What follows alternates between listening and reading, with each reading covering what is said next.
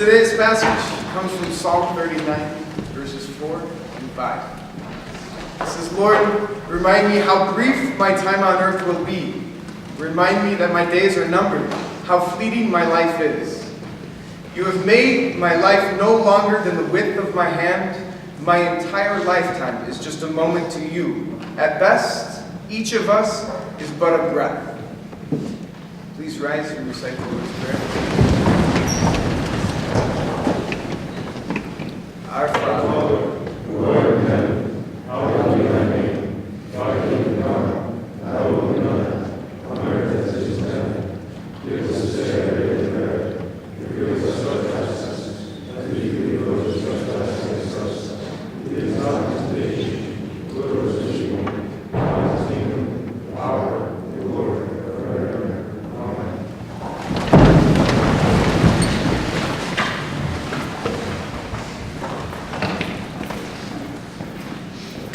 If you only had 6 months left to live, what would you do and what would you care about?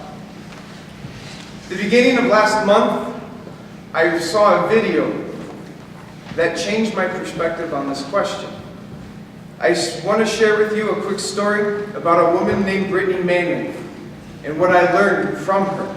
Some of you in psychology class have already studied this story and talked about euthanasia, but that's not the point of today. The website dedicated to her states that Brittany forged a brief but solid 29 years of generosity, compassion, education, travel, and humor. This past year, on New Year's Day, Brittany was diagnosed with brain cancer. She was given a terminal diagnosis for which there was no cure or life-saving measures available. In the face of such terminal illness and pain, Brittany chose to live each day fully. She traveled and kept as physically active and busy as she possibly could. Brittany graduated from UC Berkeley as an undergrad and received a master's in education from UC Irvine. She was an accomplished and adventuresome traveler who spent many months living solo and teaching in an orphanage in Kathmandu, Nepal. That single experience changed her life forever and her perspective on childhood, happiness, privilege, and outcomes. She fell in love with her time in Vietnam, Cambodia, Laos, Singapore, and Thailand. She spent a summer working in Costa Rica and traveled to Tanzania, where she summited Kilimanjaro with a friend a month before her wedding.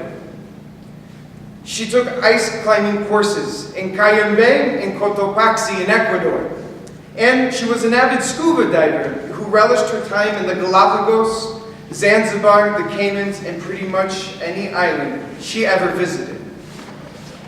Brittany chose to end her life just 13 days ago, on November 1st of this year, due to the pain and suffering that she was enduring from her brain cancer. My life shares a lot of scary parallels to that of Brittany. I am also 29 years old.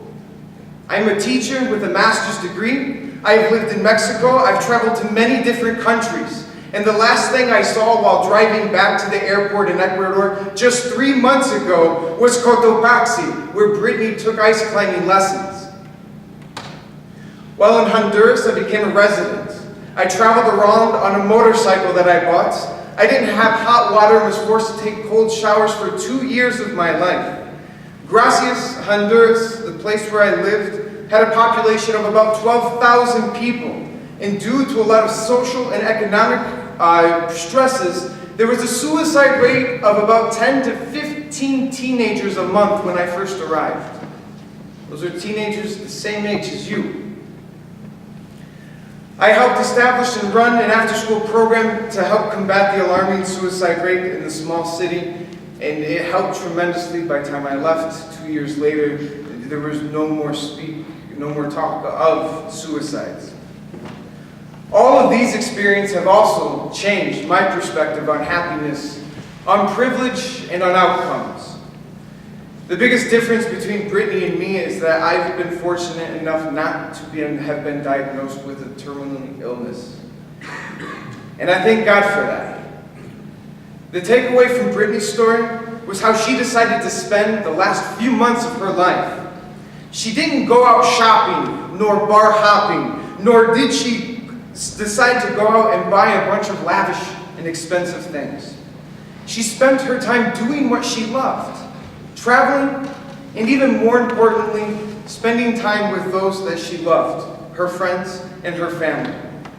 You see, when death is imminent, it makes us stop and really reflect on what is important to us. Death is the great equalizer in life. It doesn't matter your race, religion, your social status, or wealth. It makes us all put away our petty differences and care less about the materialistic things, like Nike Supreme foam shoes, your Gucci belts, and your Mercedes Benz. It makes us prioritize the things that are most precious to us. So I ask you again, what would you care about? And what would you do if you only had 6 months left to live?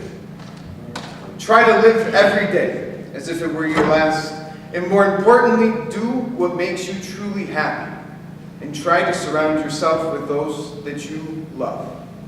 Thank you.